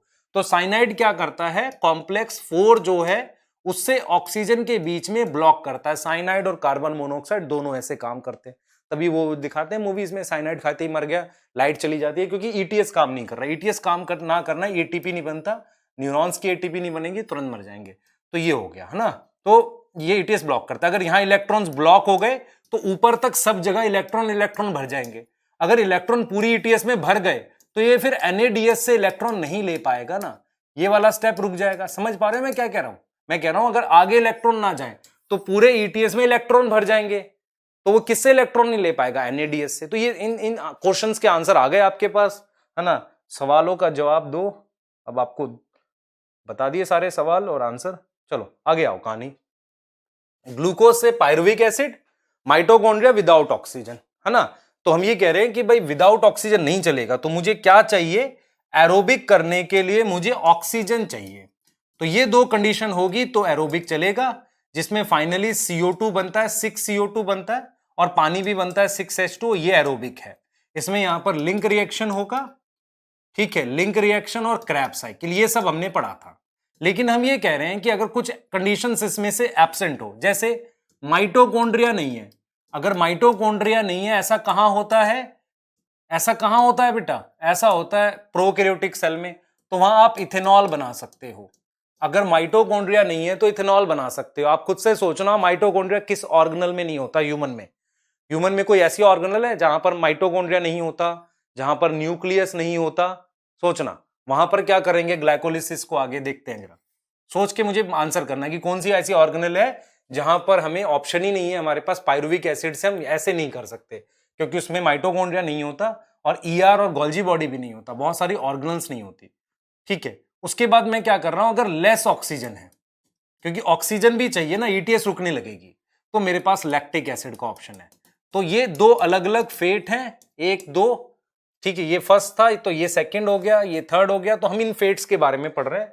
सबसे पहला फेट है हमारे पास फर्मेंटेशन, जिसमें हम पढ़ेंगे बेटा फेट ऑफ पाइरुवेट में सबसे पहले हम पढ़ेंगे लैक्टिक एसिड फर्मेंटेशन। ये बहुत इंपॉर्टेंट है ना, लैक्टिक एसिड फर्मेंटेशन। क्या क्या आपको याद रहना चाहिए? लैक्टिक एसिड फर्मेंटेशन में सबसे पहला पॉइंट जो आप याद रखोगे वो है, सबसे पहला पॉइंट आप याद रखोगे इसकी लोकेशन। मैं कहता हूं इसकी जो लोकेशन है वो है साइटोप्लाज्म। कहां होता है? साइटोप्लाज्म में। क्लियर? दूसरी चीज जो आप याद रखोगे, लैक्टिक एसिड में कोई CO2 नहीं बनता, कोई CO2 नहीं बनता। थर्ड चीज आप जो ध्यान रखोगे वो ये है कि इसमें बेसिकली ये किस में होता है? प्रोकैरियोट में भी हो सकता है, और मेरे पास यूकैरियोट में होता है, और ऐसे यूकैरियोटिक सेल में होगा जिसको ऑक्सीजन की बहुत नीड है, जैसे कि मसल सेल, ये वहां हो सकता है। ठीक है, अगर मैं कहता हूं लोकेशन साइटोप्लाज्म में, इस बात के मतलब है, अब इस बात का ये मीनिंग है कि वो एंजाइम कहां होगा जो ये करेगा, वो एंजाइम का नाम है लैक्टेट डिहाइड्रोजिनेज, और वो एंजाइम भी साइटोप्लाज्म में होगा। क्लियर, वो एंजाइम भी कहां होगा, लैक्टेट डिहाइड्रोजिनेज साइटोप्लाज्म में होगा। ठीक है, जरा कहानी स्टार्ट करते हैं लैक्टिक एसिड वाली, जरा ध्यान से देखना जो हम समझ रहे थे इसको। आपने ये पढ़ा है बेटा, आपने ये पढ़ा है कि ये मेरे पास, आपने ये चीज पढ़ी है, ध्यान से देखना बेटा, ये मेरे पास ग्लूकोज है। ठीक है, ग्लूकोज से आपने पायरुविक एसिड बनाया, आपने क्या बनाया, पायरुविक एसिड, या पायरुविक एसिड या पायरुवेट, सेम चीज होती है, आयनाइज हो जाता है H, ये बनाया। आप इसका क्या कर सकते हो, एरोबिक रेस्पिरेशन करते हो। एरोबिक, जब आप एरोबिक करते हो तो पहले लिंक रिएक्शन होता है, फिर क्रैब साइकिल होती है, फिर आपके पास ईटीएस होती है। पर ईटीएस का मेन रोल क्या है अभी समझ आ जाएगा। मेन रोल का क्या मतलब हुआ, देखो इसमें आपके पास कितने एटीपी बने थे, 2 एटीपी, ये हुआ था। ठीक है, ये चीज हुई थी। अब यहां पर मेरे पास एक चीज और हुई थी, ध्यान से सुनना बेटा, एक चीज और हुई थी कि जो NADH है, ये जो NAD प्लस है, ये कन्वर्ट हुआ था NADH में। हम ETS के रोल को ऐसे समझते हैं, और बाकी जगह से भी मेरे पास क्या बना था, NADH बना था ना, यही तो हुआ था। जरा समझना मैं क्या बताने जा रहा हूं। NADH किस में जाता है सारा, ETS में, और ETS में जाके कन्वर्ट होता है वापसी NAD प्लस में। आप देख रहे हो, वापसी कन्वर्ट होता है NAD प्लस में। इस कन्वर्जन को 100% किसकी रिक्वायरमेंट है, ऑक्सीजन की। अगर ऑक्सीजन कम पड़ेगी तो ये NADH इसमें कन्वर्ट नहीं होगा, क्योंकि फाइनली इलेक्ट्रॉन कौन ले रहा है, इनके इलेक्ट्रॉन ले कौन रहा है, ऑक्सीजन ले रहा है, तो ये कम आएगा तो नहीं बनेंगे ना, ऑक्सीजन बनेगी नहीं। अच्छा, अगर NADH कम हो जाए, मान लो मैं कहता हूं कि ऑक्सीजन कम आ रही है, तो NADH से NADH कन्वर्ट धीरे धीरे होगा NAD प्लस में, और फाइनली क्या होगा, सारे प्रोसेस को ये जो NAD प्लस वापसी चाहिए ये कम मिलेगा। रिपीट करूं एक बार, कहानी सुनो ध्यान से। ग्लूकोज से पायरुविक एसिड, पायरुविक एसिड से लिंक रिएक्शन क्रैब साइकिल, दोनों स्टेप में NADH, ये NADH और ये NADH यूज होते हैं कहां पे, ETS में, इनसे वापसी बनता है NAD प्लस, ये मेरे पास कन्वर्ट होता है किसमें, NAD प्लस में जाता है। ठीक है, क्लियर। और ये क्यों चाहिए, अगर ग्लाइकोलिसिस चला ही रखनी है तो आपको NAD प्लस चाहिए, पर NAD प्लस की कन्वर्जन जो है वो ऑक्सीजन पे डिपेंड कर रही है। किस पे डिपेंड कर रही है, ऑक्सीजन पे। समझ आ रहा है किस पे डिपेंड कर रही है, देख रहे हो, ऑक्सीजन पे डिपेंड कर रही है, ऑक्सीजन पे। अगर ऑक्सीजन की सप्लाई कम है तो NAD प्लस कम बनेगा और ये सारे प्रोसेस रुकने लगेंगे। ऐसा कब होता है, मसल सेल में। मसल सेल में क्या होता है कि अगर मेरे पास ध्यान सुना, मेरे पास अगर ETS को स्लो कर दिया, स्लो क्यों हो गया, ऑक्सीजन कम है, हमारी मसल खूब काम कर रही है, आप दौड़ रहे हो, भाग रहे हो, हमारी मसल खूब काम कर रही है, उसको खूब एनर्जी चाहिए, वो कह रही है ऑक्सीजन लाओ, एनर्जी बनाते हैं, NADH खूब है, और हम खाना तो खा ही रहे थे, तो कहती है ऑक्सीजन लाओ। ऑक्सीजन कम पड़ रहा है क्योंकि भाई ऑक्सीजन तो सांस के साथ आ रहा है, ऑक्सीजन कम पड़ रहा है तो ब्रीदिंग रेट बढ़ गया, ठीक है, हार्ट तेज बीट कर रहा है, अभी भी कम पड़ रहा है, अब क्या करेंगे, अब ये ऑप्शन है। समझ आ रहा है, इसका मतलब अगर आपको एक बात मेरी समझ आ गई हो, लैक्टिक एसिड में जो मेन बात है वो ये है कि basically NADH convert into NAD plus with the help of oxygen. ये मेन स्टोरी है, ये मेन स्टोरी है बेटा, ऑक्सीजन की मदद से कन्वर्ट होगी। अगर आपको ये बात समझ आ गई, अभी 1 मिनट लगेगा लैक्टिक एसिड समझ आने में। अच्छा, ये ग्लूकोज से पायरुविक एसिड है बेटा, यहां पर ग्लूकोज से हमारे पास क्या है, ये पायरुविक एसिड है। ठीक है, ध्यान से देखना, ठीक, ये ग्लूकोज से हमारे पास पायरुविक एसिड है। अब जरा देखना हम क्या करने वाले हैं, हम ये कह रहे हैं कि ये प्रोसेस सबसे ज्यादा फास्ट है, स्पीड वाइज 1, ये उससे स्लो है, ये सेकंड स्पीड का, या अभी मान रुकते हैं कि स्पीड की बात बाद में करेंगे। देखो, हमने ये कहा कि इस वाले प्रोसेस में आपको 2 एटीपी मिल रहे हैं, बाकी यहां मिल रहे हैं। ये पूरा प्रोसेस रुकने लग रहा है क्योंकि ऑक्सीजन नहीं आ रही। तो नेचर ने क्या किया, नेचर ने मसल सेल को एक एंजाइम दे दिया, कहा तू एक काम करियो भाई, तू एक एंजाइम रख ले, तू पायरुविक एसिड को लैक्टिक एसिड में कन्वर्ट कर दियो। तो क्या करियो, किसको बोला नेचर ने, नेचर ने मसल सेल को बोला कि तू पायरुविक एसिड को लैक्टिक एसिड में कन्वर्ट कर दे। तो तू पायरुविक एसिड को लैक्टिक एसिड में कन्वर्ट क्यों कर रहा है, क्योंकि लैक्टिक एसिड में कन्वर्ट करने से क्या होगा, लैक्टिक एसिड में कन्वर्ट करने से होगा क्या, तू NADH को यूज कर लियो यहां, किसमें, NAD+ में। ये कौन सा NADH है, ग्लाइकोलिसिस वाला, इसको यूज कर लियो, क्योंकि ग्लाइकोलिसिस कहां होती है, साइटोप्लाज्म में, इसलिए उस एंजाइम को लैक्टिक एसिड वाले को भी साइटोप्लाज्म में रखो। तो कहा कि तू पायरुविक एसिड को लैक्टिक एसिड बना ले, NAD+ वापसी बना ले और इस NAD+ को ले जा और ग्लाइकोलिसिस में दे दे, ताकि ये 2 एटीपी की सप्लाई बनी रहे। तो लैक्टिक एसिड में टोटल एटीपी कितने बनते हैं, 2, वो ये वाले हैं। दूसरी बात, लैक्टिक एसिड में कोई CO2 बनी नहीं, ठीक है। लैक्टिक एसिड बनाया ही क्यों, हमने क्या कहा, हमने कहा कि ये वाली रोड ब्लॉक हो रही है, ध्यान से समझो बेटा, हमने कहा कि ये वाली रोड जो है ब्लॉक हो रही है, कौन से वाली, ये वाली। हमने कहा कि ठीक है, हम ऐसे आ रहे थे नीचे और ये वाली रोड ब्लॉक थी, तो टेम्पररी इधर चले गए। पायरुविक एसिड का अगर आप स्ट्रक्चर देखोगे तो आपको समझ आ जाएगी, जो कहानी मैं सुना रहा हूं वो रियल है, मैं ऐसी कहानी सुनाता नहीं हूं। CH3C double bond OCOH, that is pyruvic acid. जो बच्चे थोड़ी बहुत ऑर्गेनिक जानते हैं उनको पता है कि जब NAD+ कन्वर्ट होगा, सॉरी NADH कन्वर्ट होगा NAD+ में, तो इसमें मेरे पास क्या हो रही है, ये क्या हो रही है, H हटा रहे हैं, है ना। तो हम क्या करेंगे, इसमें हमने हाइड्रोजन दे दी, इसकी ऑक्सीडेशन हो रही है तो इधर रिडक्शन करनी है, तो कीटोन को रिडक्शन करके अल्कोहल में कन्वर्ट करते हैं, that is structure of lactic acid.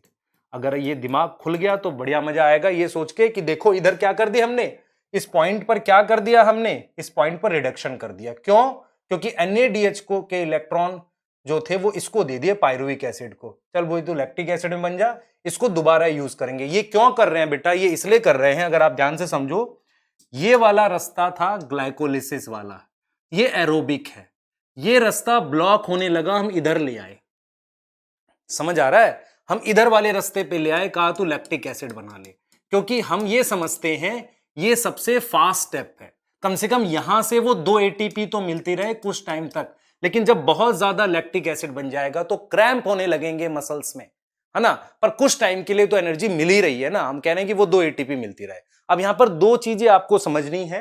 अगर आपसे पूछा जाए, अगर मैं आपसे पूछूं ये थर्ड और सॉरी ये सेकंड और थर्ड में फास्ट कौन है, तो बहुत सारे बच्चे कहते हैं ये फास्ट है, मैं कहता हूं ये फास्ट है। देखो ये तो इसकी स्पीड सबसे ज्यादा है ग्लाइकोलिसिस की, एरोबिक वाले की स्पीड इससे ज्यादा होगी। आप सोचो, दिमाग लगाओ, क्यों, रीजन है बेटा, अगर मैं आपको कहूं कि पायरुविक से ये स्लो होता इसके कंपैरिजन में, तो नॉर्मली यही वाला स्टेप चल रहा होता ना, तो हम ये कहते हैं नॉर्मली सारे सेल में ये चलता है, ये वाला अगर रुक जाए, क्यों रुक जाए, ऑक्सीजन कम आ रही है, तब ये चल सकता है, पर ये उन्हीं सेल्स में चल सकता है जिसमें एंजाइम है लैक्टेट डिहाइड्रोजिनेज, जो लैक्टिक एसिड बनाएगा, और ये एंजाइम बेटा साइटोप्लाज्म में होता है, और इस एंजाइम का मेन रोल है क्या करना, लैक्टिक एसिड बनाना पायरुविक एसिड से। इस स्टेप में ना एटीपी बनती है ना CO2, जो हम लैक्टिक एसिड में 2 एटीपी लिखते हैं वो ये वाली है। अगर ये कहानी समझ आ गई तो आप बेसिकली सारी बात समझ पाएंगे। मैं क्लियर बता रहा हूं आपको, ध्यान से सुने मैं क्या बोल रहा हूं। एरोबिक रेस्पिरेशन में ग्लाइकोलिसिस फास्ट स्टेप है, ये वाला स्लो है। इसमें क्या होता है, ब्लॉक होने लगता है NADH, तो उस स्टेप को सबसे पहले NADH वापसी ला कर दो जो फास्ट चल रहा है। तो हम करते क्या है, हम कहते हैं चलो ग्लाइकोलिसिस चलाए रखने के लिए टेम्पररी लैक्टिक एसिड बना लो, काम चलते रहना चाहिए, पर उसके लिए एंजाइम चाहिए, साइटोप्लाज्म में होगा और ये मसल में ही होता है, क्योंकि ऑक्सीजन की जरूरत उसी की है। क्लियर, मुझे लग रहा है ये वाली बात एकदम बढ़िया समझ आ गई। और इस बात के समझने के बाद आप ये बात समझ सकते हो कि हमारे पास बेटा 2 टाइप के, हमारे पास मायोग्लोबिन एक पिगमेंट होता है, ये मायोग्लोबिन मेरे पास किस मसल में होता है, रेड मसल में ज्यादा होता है।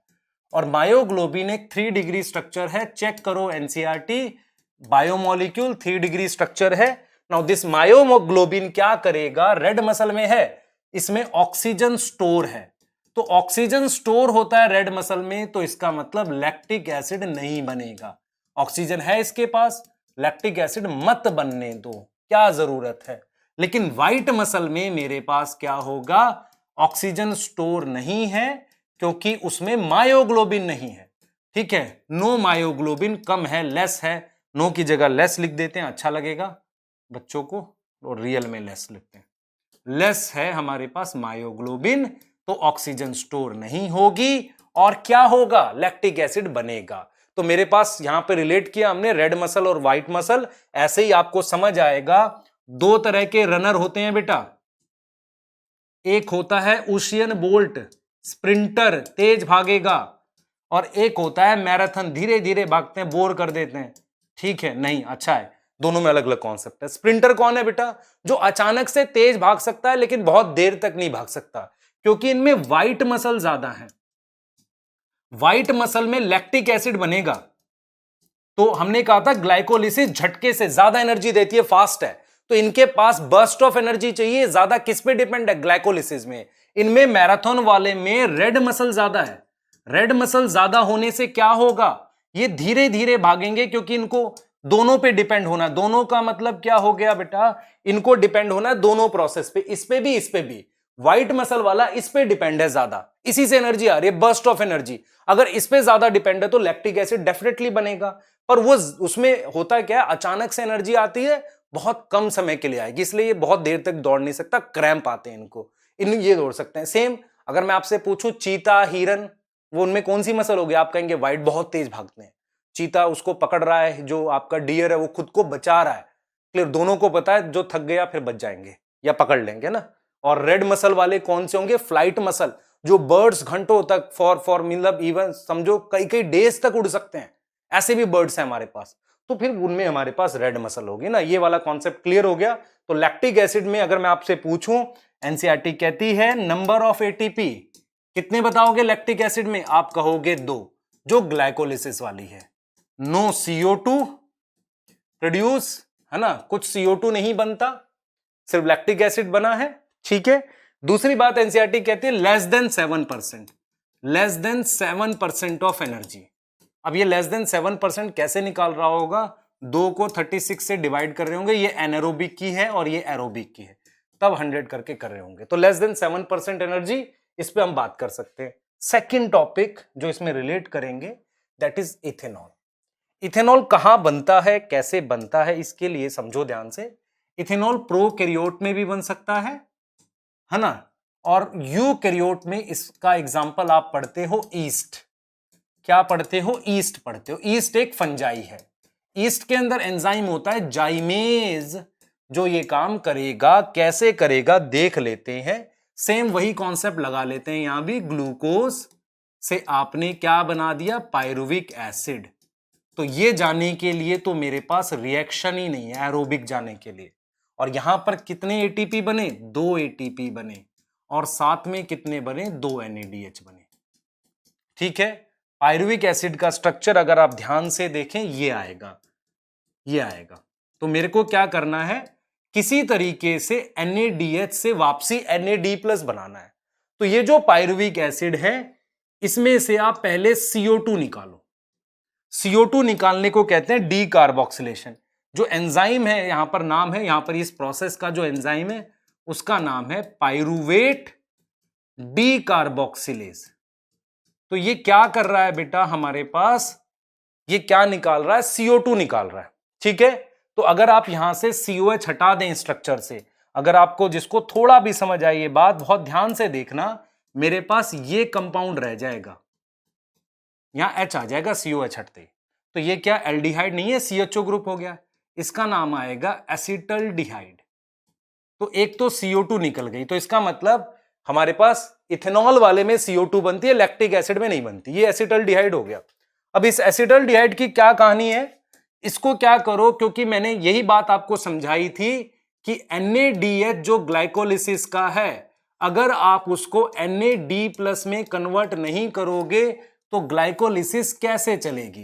तो ये वाला NADH यहां ले आया, तो एसिटल्डिहाइड की अगर आपको कोई पढ़ाएगा कभी केमिस्ट्री तो बोलेगा एल्डिहाइड से अगर हम रिडक्शन करें तो इथेनॉल अल्कोहल बन सकता है।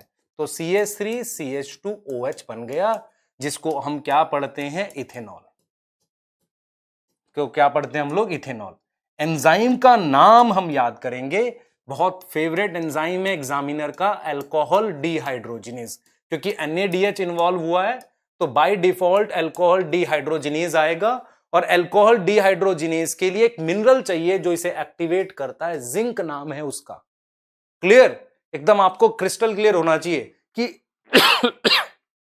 इथेनॉल बना क्यों रहे हैं, है ना, ताकि NAD+ बना सकें, ताकि ग्लाइकोलिसिस चल सके। तो एनसीईआरटी कहती है 2 ATP इसमें भी बनेंगे, लेकिन 2 CO2 बनेंगे, क्योंकि एक पायरुविक एसिड से एक CO2 है। तो आप समझ सकते हैं कितने CO2 बनेंगे, 2, है ना, 2 CO2 बनेंगे। तो मेरे पास 4 कार्बन या 2 इथेनॉल बन जाएंगे। क्लियर, ATP 2 ही बनेगी, यहां से सिंगल चलती है ना साइकिल, यहां से डबल चलती है। ठीक है, इसके बाद बेटा एनसीईआरटी ने कहा है कि ईस्ट जो है, ईस्ट स्टार्व कर लेता है, स्टार्व टू डेथ। ईस्ट खुद को मार देता है टू डेथ जब 13% के आसपास पहुंचता है, 13% इथेनॉल की कंसंट्रेशन पहुंचती है, उस वक्त ईस्ट प्रोसेस को रोक देता है। यही रीजन, क्योंकि उसको पता है कि बाकी ईस्ट मर जाएंगे। अच्छा, इथेनॉल हाई कंसंट्रेशन में एंटीबायोटिक भी होता है, best example tincture of iodine, वहां बात कर सकते हैं। तो ये 2 प्रोसेस हमने सीख लिए, एंजाइम के नाम अल्कोहल डिहाइड्रोजिनेज, पाइरुवेट डीकार्बोक्सिलेज, बहुत इंपॉर्टेंट एंजाइम। ठीक है, अब हम बात कर सकते हैं कॉन्सेप्ट की जिसका नाम है amphibolic pathway. Now what is amphibolic pathway, ये बहुत इंपॉर्टेंट है। एम्फीबॉलिक पाथवे के अंदर ही हम बात करेंगे फेट ऑफ कार्बोहाइड्रेट, प्रोटीन और किसका, फेट ऑफ कार्बोहाइड्रेट, प्रोटीन और मैं साथ में बात कर रहा हूं लिपिड का, इनके फेट की बात कर रहे हैं। ध्यान से देखेंगे आप, इसको ध्यान से देखेंगे। मान लीजिए एम्फीबॉलिक पाथवे में हम क्या कर रहे हैं, ध्यान से देखेंगे। मैंने क्या किया, मान लो ग्लूकोज है, ग्लाइकोलिसिस पढ़ रहे हैं, ग्लूकोज से आपके पास PgAl और डाइहैप बनता था, PgAl से साइकिल आगे जाती थी, PgAl से मतलब प्रोसेस आगे जाता था, पायरुविक एसिड बनता था, पायरुविक एसिड से हम बनाते थे एसिटाइल कोए, याद करिए, और एसिटाइल कोए को ले जाते थे किसमें, हम लोग क्रैब साइकिल में। किसमें ले जाते थे, क्रैब साइकिल में। ये हम क्रैब साइकिल पे कहते थे यहां पर। ठीक है, अब जरा बिल्कुल दिमाग में बैठाना, जो बताऊंगा वो आएगा वैसा ही आता है। कार्बोहाइड्रेट की 3 फॉर्म डाइजेशन के बाद, एक ग्लूकोज है, एक गैलेक्टोज है और तीसरी फ्रक्टोज है, जो डाइजेशन के बाद आपको अवेलेबल होती है। वो तीनों ग्लाइकोलिसिस में ऊपर एंटर करती हैं, टॉप पर। मतलब हम ये समझ रहे हैं कि कार्बोहाइड्रेट से एनर्जी मिलेगी कैसे, तो हम ये कह रहे हैं कि ग्लूकोज, गैलेक्टोज, फ्रक्टोज ग्लाइकोलिसिस में टॉप में एंटर करती है। ठीक है, उसके बाद नेक्स्ट हमारे पास एक चीज और होती है, फैट 2 चीजों में टूटता है बेटा, एक ग्लिसरॉल में टूटता है जो 3 कार्बन का है। तो 3 कार्बन का ग्लिसरॉल हमारे पास PgAl और डाइहैप, एनसीईआरटी ने डाइहैप लिखा है, दोनों में से किसी में एंटर कर सकता है, PgAl और डाइहैप में, एनर्जी बनाने के लिए, क्योंकि हम ये समझ रहे हैं एनर्जी इस प्रोसेस से बनेगी। तो नॉर्मली कार्बोहाइड्रेट यूज होते हैं, जरूरत पड़ने पे फैट भी यूज हो जाते हैं। फैट में एक चीज और बनती है जिसे हम फैटी एसिड कहते हैं, जिसे हम क्या बोलते हैं, फैटी एसिड। ध्यान से सुनेंगे बेटा, फैटी एसिड कहते हैं। ठीक है, फैटी एसिड कहते हैं। फैटी एसिड जो है मेरे पास क्या है, फैटी एसिड क्या है, वो लॉन्ग चेन कार्बोक्सिलिक एसिड होती है, वो एसिटाइल कोए बनाएगा एनर्जी बनाने के लिए, ये चीज समझ लो। अच्छा, आप अगर ज्यादा कार्बोहाइड्रेट खा लो तो एसिटाइल कोए से वापसी फैट भी बन सकता है। तो आप एक चीज समझो, अगर मैं देखूं ध्यान से, फैटी एसिड से एसिटाइल कोए कैटाबोलिक है, टूटना, और एसिटाइल कोए से फैटी एसिड बनना एनाबोलिक है। अगर कोई प्रोसेस, ध्यान से सुनो, अगर कोई प्रोसेस जैसे कि क्रैब साइकिल, अगर कैटाबोलिक और एनाबोलिज्म दोनों के लिए यूज हो तो इन्हें एम्फीबॉलिक पाथवे कहते हैं। समझ लो, तो एम्फीबॉलिक पाथवे का मतलब होता है वो पाथवे जो कैटाबोलिज्म और एनाबोलिज्म दोनों के लिए यूज हो जाए, उसे हम एम्फीबॉलिक पाथवे कहते हैं। ठीक है, आगे बात समझ में? तो क्रैब्स साइकिल एम्फीबॉलिक है। ठीक है, दूसरा अगर हम प्रोटीन का ब्रेकडाउन करें तो प्रोटीन के लिए क्वेश्चन आया भी हुआ था नीट में कि या तो पायरुविक एसिड में जाएगा या क्रैब साइकिल में जाता है। ठीक है, प्रोटीन अमीनो एसिड बनाता है और वो इसमें एंटर करते हैं। यहां तक समझ आ रही है? ठीक, तो मैं एक स्टेटमेंट लिख रहा हूं, ये ध्यान से सुनना। मैं लिख रहा हूं कि रेस्पिरेटरी पाथवे हमारे पास क्या होते हैं? रेस्पिरेटरी पाथवे जो होते हैं वो एम्फीबॉलिक होते हैं। एम्फीबॉलिक का मतलब दोनों तरफ काम कर सकते हैं। बट रेस्पिरेशन का जो प्रोसेस है, जो मेरे पास रेस्पिरेशन का प्रोसेस है, वो मेरे पास क्या होता है? रेस्पिरेशन का प्रोसेस वो मेरे पास क्या होगा? समझो ध्यान से, रेस्पिरेशन का प्रोसेस कैटाबोलिक होगा। मतलब ध्यान से सुनो, आपके पास मान लो एक रोड है जिस पे जा भी रहे आ भी रहे, दैट इज एम्फीबॉलिक। लेकिन अगर मुझे वहां पहुंचना है तो जाना पड़ेगा, इसका मतलब मुझे एनर्जी बनाना है, तो इसको मैं एज अ कैटाबोलिक यूज करूंगा। तो रेस्पिरेशन प्रोसेस कैटाबोलिक है और रेस्पिरेटरी पाथवेज क्या है हमारे पास? क्या है रेस्पिरेटरी पाथवे? एम्फीबॉलिक। ठीक है, ये मेन टॉपिक मैंने कवर किए, छोड़ा है मैंने आरक्यू। ये कोई नहीं बताता क्या छोड़ा है, आरक्यू सिंपल टॉपिक है, आप रीड करें एनसीईआरटी से मिल जाएगा आपको। कुछ वैल्यूज होती हैं आरक्यू की, बस वो याद करनी होती है। आरक्यू जो है 0.7 फैटी एसिड का होता है, आरक्यू 0.9 जो होता है प्रोटीन्स का होता है, और कार्बोहाइड्रेट का आरक्यू क्या होता है? 1। ठीक है, क्लियर? आरक्यू वैल्यूज को पढ़े, याद करें।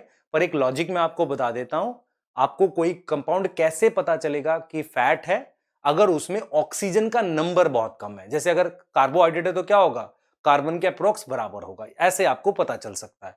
तो आरक्यू के लिए एक बार पढ़ लें, इजी रहे टॉपिक, क्लियर? और इस लेक्चर में हमने लगभग सब कुछ कवर कर लिया अपनी एनसीईआरटी का जो टॉपिक किए हैं। प्लीज एनसीईआरटी पढ़ो भाई, बहुत ज्यादा इधर उधर की चीजों से कुछ फायदा नहीं होगा। ठीक है, तो बेस्ट ऑफ लक। फाइनली आप एक प्रॉपर चैप्टर को तैयार कर सकते हैं जो आपको हेल्प करेगा। और मैं ये मानता हूं बेटा, अभी भी मैं ये मानता हूं, मतलब बहुत सारे बच्चों के लिए आपको किसी और की स्ट्रेटेजी नहीं है, थोड़ा टाइम लीजिए, आपको खुद स्ट्रेटेजी बनाना आ जाएगा। फिर सिंपल गाइडेंस है, रीड एनसीईआरटी, मेक नोट्स। ठीक है, लेक्चर के बीच में से नोट्स बनाओ, एनसीईआरटी रिलेट करो, पहले प्रीवियस ईयर के क्वेश्चंस करो, प्रीवियस ईयर के कहां से रिलेटेड है, 2013 के बाद के ज्यादा इंपॉर्टेंट है, उनको रिलेट करो। एक्स्ट्रा डाटा मत पढ़ो, वो काम नहीं आएगा। बुक सॉल्व करो जो कर सकते हो। ठीक है, फाइनली चैप्टर आपको आ जाएगा। और फिर 11th वालों के लिए गाइडेंस, आपको एक बार में नहीं आता है, आपके लिए 2-3 बार आपको चीजें करनी पड़ती है। पहली बार में लर्निंग होती है, दूसरी बार में अंडरस्टैंडिंग होती है, और तीसरी बार में डीप अंडरस्टैंडिंग होती है। इसलिए 3 बार कम से कम करना पड़ता है। ठीक है बेटा, तो नेक्स्ट क्लास में मिलते हैं और पढ़ेंगे प्लांट ग्रोथ डेवलपमेंट। पढ़ाई करते रहें। All the very best.